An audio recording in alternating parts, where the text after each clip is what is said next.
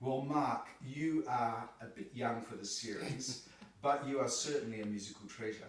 And you were silly enough to come and visit me in Sydney, so I thought that I'd capture your story. And I actually haven't interviewed anyone from Rangiora High School yet. Okay. Well, so you're let me be your first. So Mark, your enthusiasm for music is famous. But tell us about growing up near Rangiora.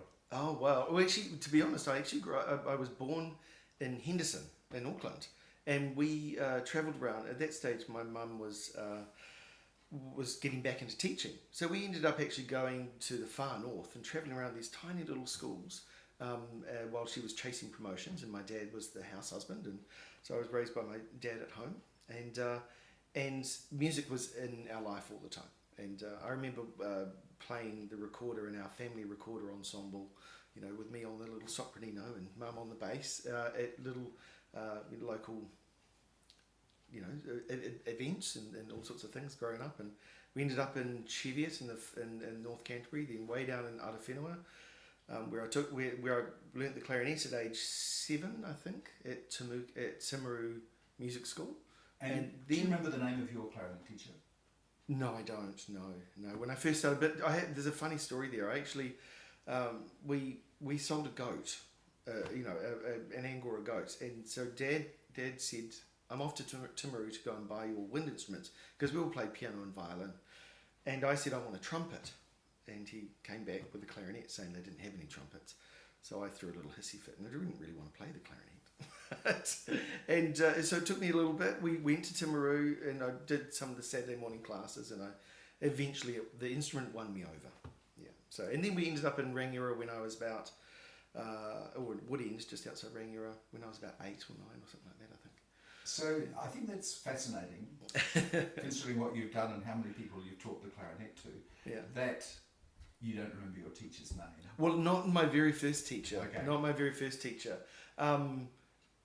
Because I really didn't want to be there. But my most influential teacher from the Christchurch School of Music was Jonathan Pryor, and then went on to and where I was really looking for lessons outside the Saturday morning classes was Chris Walker, and which I know you know both of them very well. Yes. Yeah. And didn't you go to school with Chris? Well, when I turned up, yes. Oh, yeah, right. Yeah. And so that was a really good introduction to me. And then, of course, meet yourself through various different things. And then, actually, I have to say, I will stroke your ego here. When the first time I saw you play was when I decided that's what I wanted to do. Yeah. Right. Yeah. Well, that's good. And do you know my name, by the way? Bob the clarinet man. That's right. So at school at Rangiora, was it a musical environment there, or did you find? No. Okay. No. You found your musical activities outside of school. Yeah, Christchurch School of Music on Saturday mornings was where I found that. I was really into my sports, so I really loved running and athletics and all sorts of different things. But and so, like yourself, maybe I don't remember going to school very much. I was usually off at some orchestra camp or some running camp or this, that, everything. I don't think in those days they actually had a count. You can't get through the year if you didn't attend class this many weeks. Because if they did, you would have been in strife. I'd still be in primary school. Okay. Now, you didn't go to university to study No, music. I didn't. No, So do you regret that now? Never given it a thought? No. I definitely have thought about it, especially when students ask me about their pathways and when I'm trying to guide students in their pathway. When I was coming through the system, I was influenced by lots of styles of music, and so I was being paid very well to be in rock bands and playing and all over the place and in horn sections, and so I was doing all sorts of quite high profile things and also some very low profile things. But that sort of attracted me more. But I never stopped playing classical through that whole time, and I never stopped teaching classical. Because as soon as I left school, I immediately went into the teaching game to earn enough money to keep everything on even keel through the whole time. But I actually moved from Rangiora to Burnside High School in my 7th form. But the only way I could do that was, in my last year of school, was to actually officially leave school and go back as an adult student. And in order to do that, I went flatting. And very two influential people for me in that time were Johnny Malayass and Frank Dennis. And they both helped me get into a couple of schools to start teaching. And I will always be forever thankful, because I was trying to find my way, and I stayed at some of those schools that they found for me for 25 years before I moved and changed my career a little bit. Yeah. So, did you enjoy teaching right from the beginning? Right from the beginning, yeah. So when I was at high school, I was teaching for the North Canterbury Academy of Music, and I remember I was teaching the deputy principal at Rangiora High School when Ron, can't remember his name at this time, but I was 14 and he was in his 60s, and and I really enjoyed helping him discover what he wanted to get out of the instrument, and I think that's what I really enjoyed about it. That's a very special story. Yeah, it was really cool. If I can just add to that, Yeah.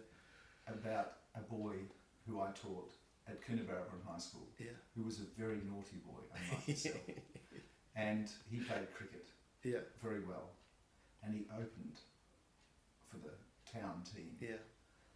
and the person who was the other opener was the school principal, Yeah. who he spent a lot of time in his office during the week being in trouble. Yeah. Come the weekend, they were best of mates. Well, in my last year at high school, at Rangiora High School, my sixth form year, I was constantly being sent to my student, the deputy principal, to go and shave, because I would always forget to shave, and they had very strict rules at school. And so the teachers would always tell them to give me a detention. He'd always rip up the detention and just think about what you're doing, Mark. You know, and hand me the razor and I'll go off. That's lovely. Yeah. And how long before you set up your studio in Christchurch in the Arts Centre? Oh, wow. Was there a big gap there, or? I was no, because I was always looking for, because I had a lot of students wanting lessons outside school, and so I found little spaces in the Arts Centre, and little pokey holes all over the place before this massive room at the top of the Botany building came up for grabs, and my mum was looking for somewhere to also take some students, and she was accompanying all my students. So I wanted a space that we could poke a piano in, and then have she could have all the students come and go as well. So it was amazing haven in that building. I remember it was incredible. At the top of this staircase, and was your studio, and you lived in a house across the road. And I think, didn't you find that your phone at the time, the house phone, actually worked? You were so close. Yeah, well, it reversed actually. I had already had a phone up in the studio. And then, I actually, and I had one of the good old aerial phones, they're about the size of a small building. Yes. Walking around with this thing, and I took it across to the house, and it still worked. Because I was just walking and talking to someone, going, when it cuts out, I'll call you back later. And it didn't cut out. So in many respects, you had the most perfect setup there. It was perfect for me, that's for sure. So many students coming in, this beautiful building right in the heart of Christchurch. Yeah. And what would you ever want to change? That was it. And it took me a long time to actually to change that, but yes. But yeah, because it was just so good. It was such a great environment, and I think earlier we were having a discussion about students, and it's you when you start teaching someone, from the very first lesson, you kind of have an arc about where you want to go with the student, what you want to do with them, and help them discover what they want to do with it. And it's really hard to take it away. And there's always another generation of kids coming through. Yes. So it's hard to actually shake yourself out of a little of a mould that you've been. And you were saying that your mother, who's 85, is still got 20 students. But what's her policy now? It's a no replacement policy. So she's finally come up with this. She's finally decided that as people fall away, she's not going to replace that student. Yeah. Yes. I suspect that. It'll be a long time before they all fall away. That's right. But what a lovely thing for your mother to be doing. So why did you leave that studio? Was it the earthquake? It was the earthquakes. Yeah. So the earthquakes shook me out of there, and I toured around a few places because, to be honest, the teaching side of the business never stopped through all of that. People still wanted to have lessons. In fact, it was escapism for them. In fact, people wanted more lessons. Just all my performing side of things just fell away because there's. So tell me what actually happened after the earthquake to that studio. Could you go in there again? No. I was able to go back in. We had after they strengthened it, not strengthened it, but just put. It actually went in. It looked like there was this big medieval catapult in the room that was holding. It had these ropes holding the wall to the building because the outside wall just sort of peeled away, but it didn't fall away. Luckily, it was just still intact, but it was just not attached to the building anymore. And you felt perfectly safe in there? Oh, it was amazing. No, so we were given a couple of hours and hard hats. Don't think would have done and you much. were told not to play a low B flat. Yeah. So I listened to. So emotionally, that must have been, Oh, I think I cried up and down those stairs as I was taking things out.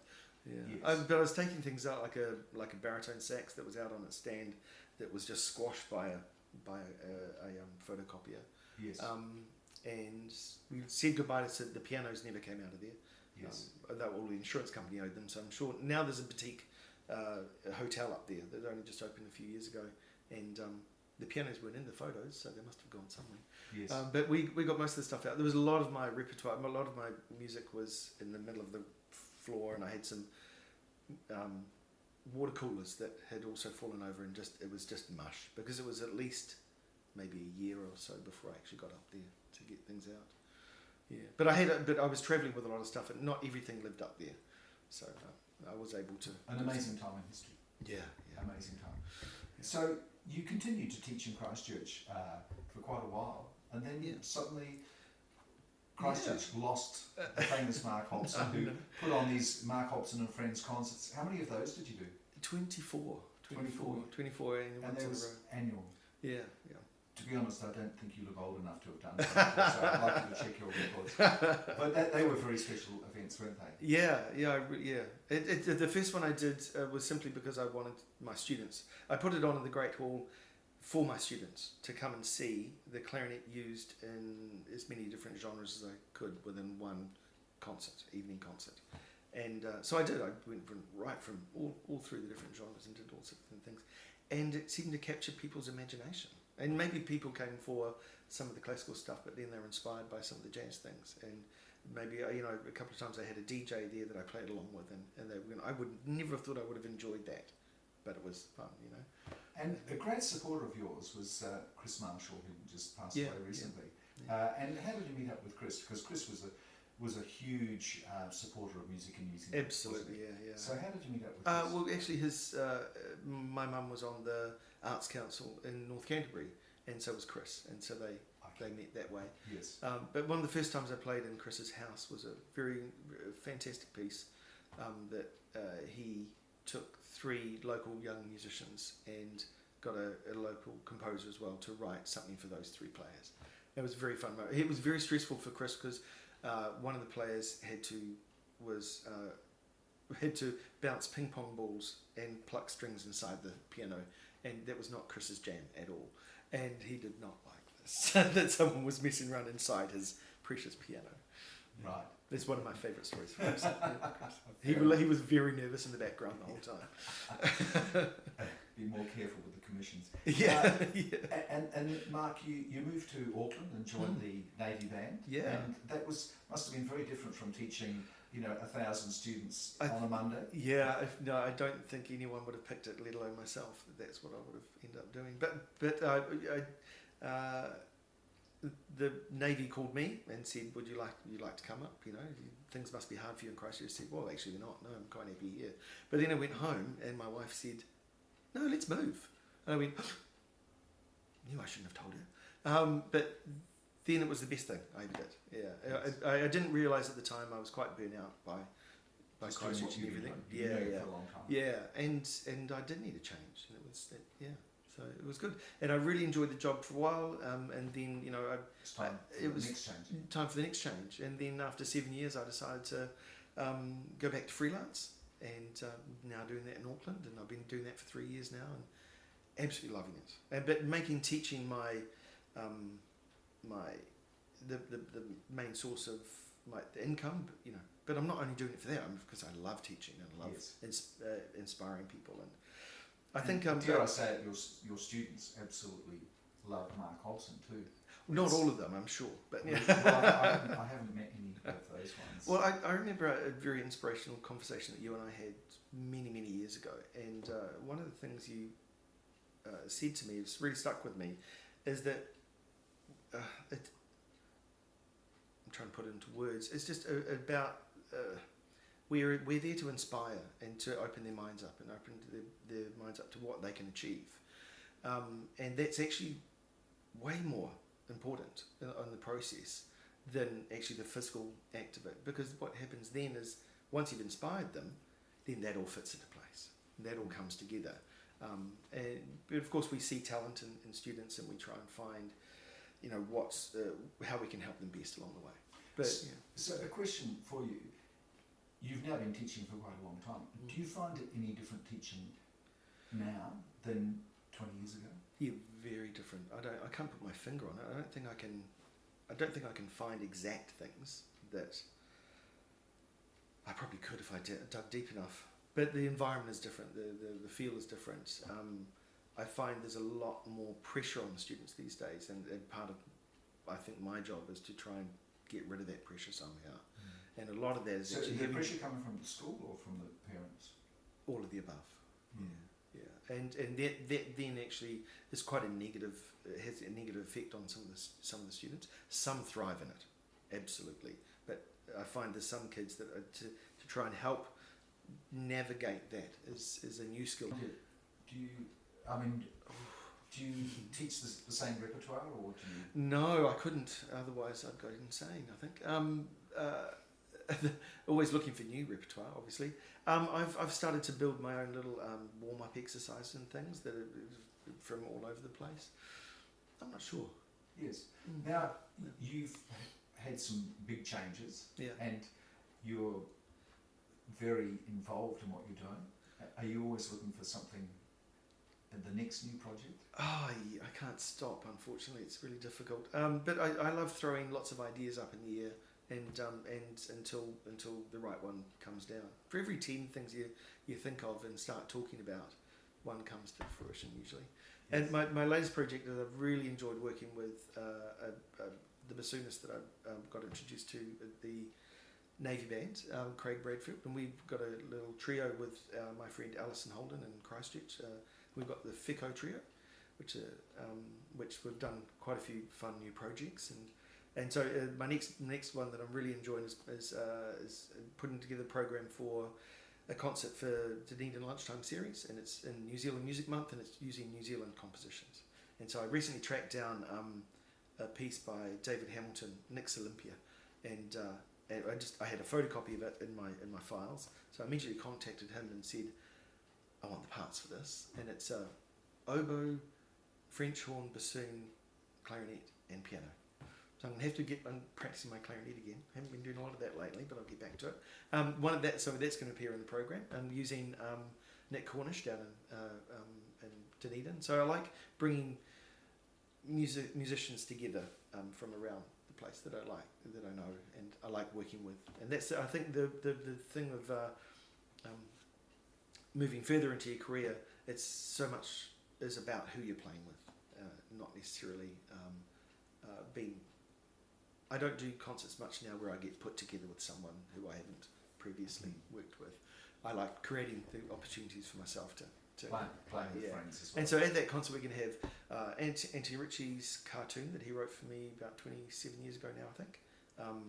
And he's going to write a new work for the Fico Trio. We're going to play the David Hamilton, and Philip Norman reworked a trio that he did for me a while ago for viola, saxophone and piano, and he redid that for bassoon, saxophone and piano, which was a lovely project. So when he started reworking it, he went, well, I'm not just going to transpose that part.